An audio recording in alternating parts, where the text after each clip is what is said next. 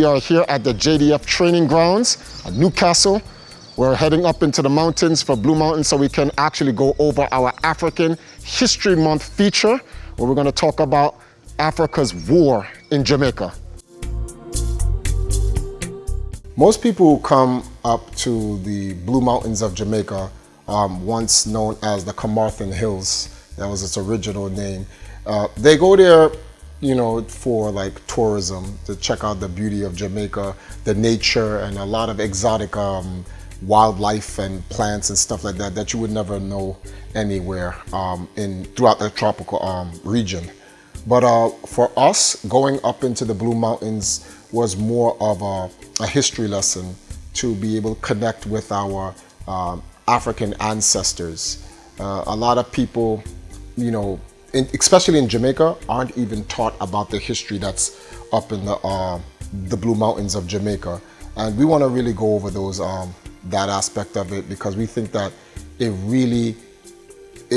if people knew more about that history, especially Jamaicans, we could go further as Jamaicans. But the first thing we have to realize is that, in a sense, what is a Jamaican versus what our ancestors were. And that's one of the big things that I want to actually talk to you guys about. See, the Blue Mountains of Jamaica, people have to understand that Jamaica is an island, and the people of the island are Jamaicans, meaning that these are the citizens of this particular island or country. But that has nothing to do with who we are. Who we are Africans. We are Africans that are in Jamaica, and the nationality for us is Jamaicans. Let me give you an example. A lot of our ancestors come out of Nigeria, Ghana. I'll give you an example. King Taki and Queen Nani are from Ghana, right? And their nationality would be Ghanaians, but they are Africans. And those particular Africans from Ghana lived in Jamaica. So if we're the descendants of them, and that would make us Africans as well.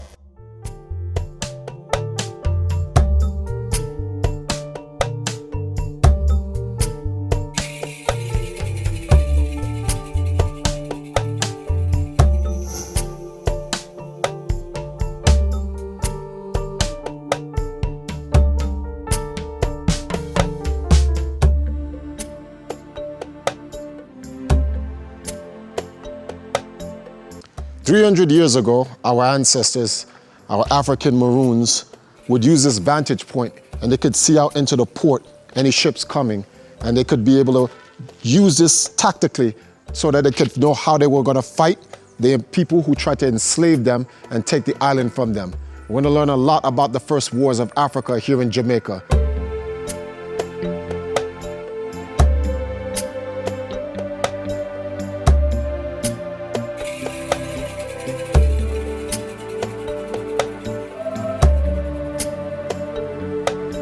We have to look at the people who are here before we were brought over from the other side of the world.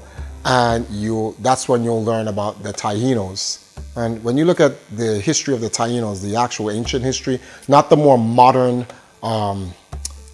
lightened version of our ancestors, you find out that the Tainos are darker than even me.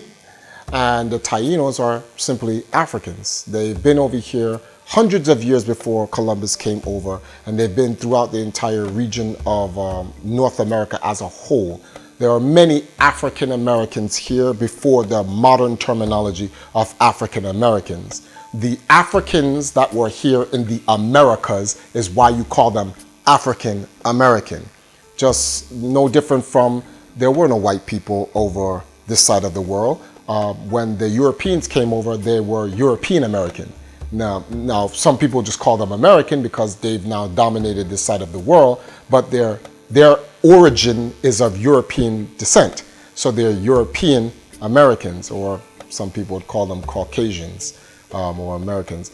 This is no different from us Africans. So our Taino ancestors are simply African. They're just a different tribe. When they brought people from Ghana or from the west coast of Africa over to Jamaica, still African. And now they have this thing, oh, and the black people. The black people?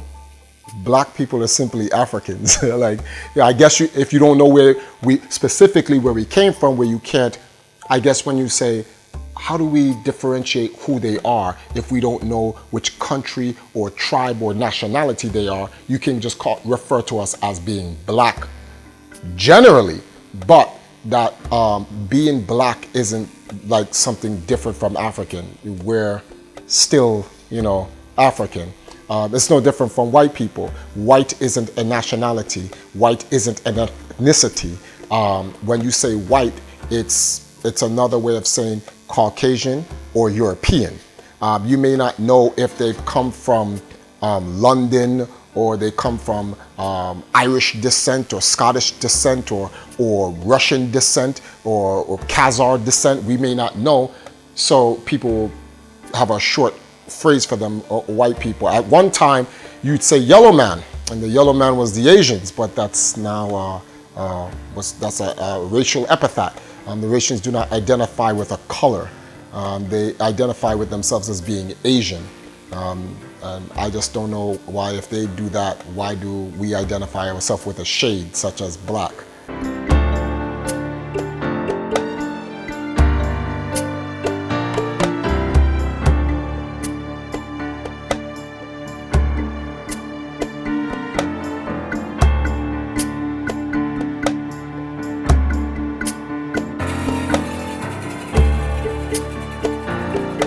This is one of the watershed behind me. It's called Cascade Waterfall, or One Drop. Many of us use it for recreation purposes and also for catching shrimps down where the river or the runoff is. Also down at the base behind me is where they do baptism for many of the churches.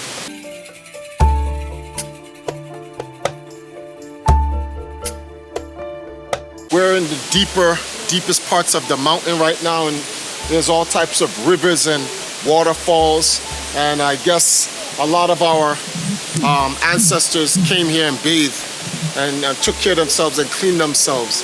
I'm still looking for some huts and where they could have lived. I just saw a small little cove over there with a little waterfall running, and when I did some of my history, this is where some of our ancestors actually lived. They lived in these coves, and they had the sufficient vegetation and then the water to survive. So, but this is some rough terrain to try to survive while in a completely new area and running away from oppressors or fighting them. But we're going to learn more as we get into it.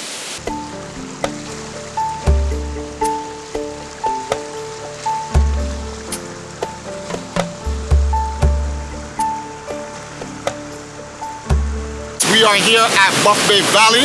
This is where Old Station is, and all of the different rivers and creeks that conjoin merge to make Buff Bay River. And this is one of the most cleanest and beautiful waters I've ever seen in Jamaica. And I've gone to a lot of different places like Dunn's River Fall, but look how clean this water is.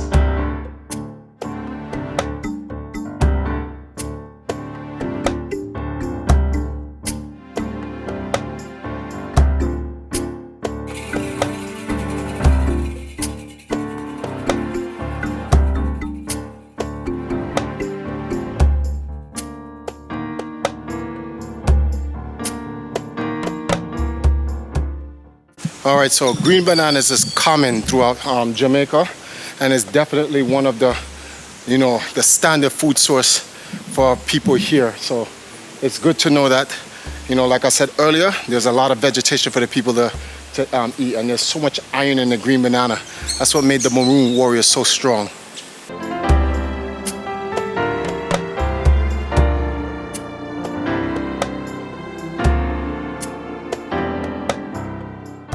There's a rose apple plant that you're now seeing in flower, right? We normally, when we have the flower, we know that it's time to go and harvest shrimps from the river. Also, from a little boy growing up, we use a bamboo, and we create, this is a bamboo, we create what we call a pop gun.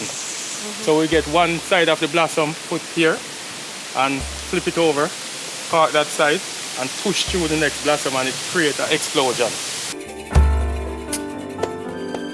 This trek into the hills, I'm gonna actually wash my face.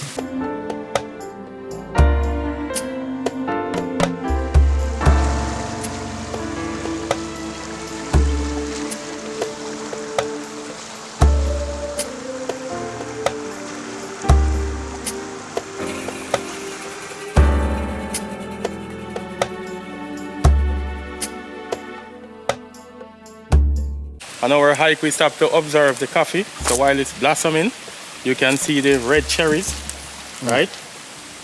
See? Also, when you squeeze, you can get the syrup from it. And when touched, it's very slippery. So to get it processed, you have to wash the syrup from it and put it in the sun for up to 3 weeks for drying.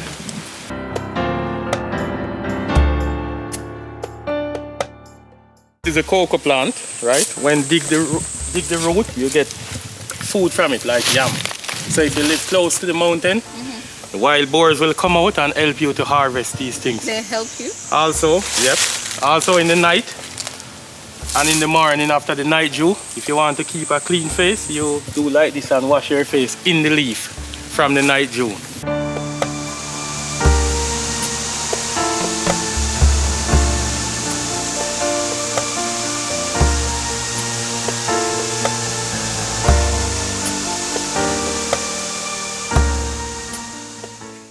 Being up in the Blue Mountains with Empress Nile and the rest of the company that we came with was a great experience for us, because what we wanted to do was we really wanted to experience what our ancestors went through when they were brought to Jamaica. How did they survive? How did they fight the oppressors? And how did they live into the mountains? Because when we were brought here and we were enslaved, by the Portuguese, and then it doubled up, then the Europeans came. We ran into the mountains in which they then had to chase us, and we had to live in like the caves. We had to use the rivers and the waterfalls to bathe ourselves, and I'm like, it's crazy because it was cold up there. I can imagine coming from Africa, living your entire life in Africa, and it's always hot, and then you're in the mountains all of a sudden and 60 degrees or 50 degrees, 40 degrees hits you. You're freezing, but we had to live in that and feeling that out in the morning, and then when noon comes, you're frying. It's like 90 degrees. Like the day, only within a few hours, 20 to 30 to 40 degrees changes. Then our oppressors chased us and we had to fight them. And big shout outs to Queen Nanny, definitely represented the Menu people, the Dahomey Amazons of Africa, because she really showed these guys what real warfare was. No offense to European people, but guys standing in a line and shooting each other, I don't know how you guys consider that to be war. But yeah, anyway, so, you know, she used a lot of guerrilla tactics, and it helped. The mountain terrain really gave us an advantage over our oppressors and help us win the war. The war actually took place in the mid-1720s all the way up to 39. King Taki, they named an entire fall after him, Taki Falls here in Jamaica. We've been fighting for years, centuries in Jamaica to fight off our oppressors. And then in 1739, we came to a peace treaty, and that's when the Europeans was like, okay, listen, we're gonna rule this amount of land in Jamaica, and you guys are gonna have this amount of land in Jamaica. So you have to ask yourself a question. Who did the Europeans sign this peace treaty to share the country of Jamaica with? Africans, because that's who we are. We're Africans. People can argue, but no peace treaty was made with the Tainos. The peace treaty was made with the Africans that came off the boat that were fighting back against the oppressors. So I personally incorporate the Tainos in, because the Tainos also help us fight in the war, although according to history, they suffered great illnesses because of the germs and stuff that was brought over and whatnot, and a lot of them were killed because of that. But that doesn't mean that they were not involved in the battles with us. We have a peace treaty, And that's when the Maroons were given the land. The thing I don't necessarily like about the concept of the Maroons given the land is that this is another way of tribalism. When you say the Maroons, right, I can understand if they say the African Maroons, perfect. But when you say the Maroons, you try to make it sound like it has nothing to do with Africa, when it was Africa that was in the war. So the Maroons are separate from the Jamaicans, which are separate from the Tainos, which are separate from the Ghanaians, which are separate from the Nigerians. Although all of those ancestries were involved in this war, yet we're now going to create one new label, the Maroons, as if they're a total different set of people. So how is it that the Maroons are not African? That doesn't make any sense. What happened? Once they signed the treaty, our biological DNA changed? Oh, you're no longer African, you're Jamaican Maroons, which is my entire argument going up into Blue Mountains to learn that, like, we're not Jamaicans, we're Africans. You know, there's no Black History Month, there's African History Month. That's it. Black is not an ethnicity, it's not even a nationality, it's a shade.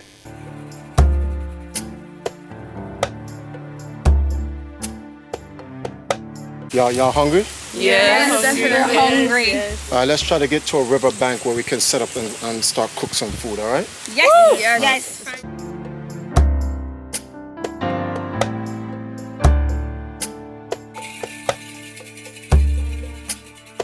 Jollof rice or jollof, also known as benachin in Wolof, is a popular African dish.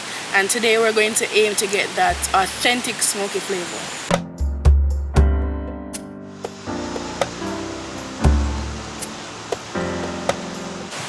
All right, most people, they bring plates and eat, but me, I want to get the true African maroon experience. So we want to get our own plate from nature. I think I have enough pieces here. So I'm going to wash these off at the river. This is where we're going to serve the jollof rice on, and we're going to eat from it.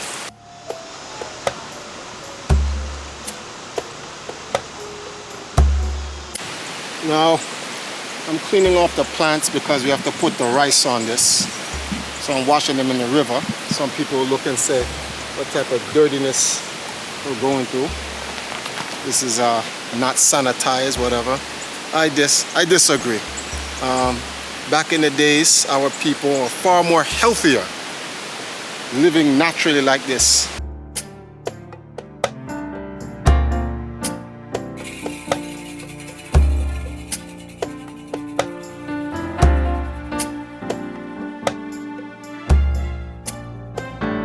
You know, just being able to just experience cooking that out in the wild, I felt one with the ancestors. It was definitely worth paying homage to our ancestors. So happy African History Month, and we'll see you guys in the next one, because for us, African history is 365, 24/7.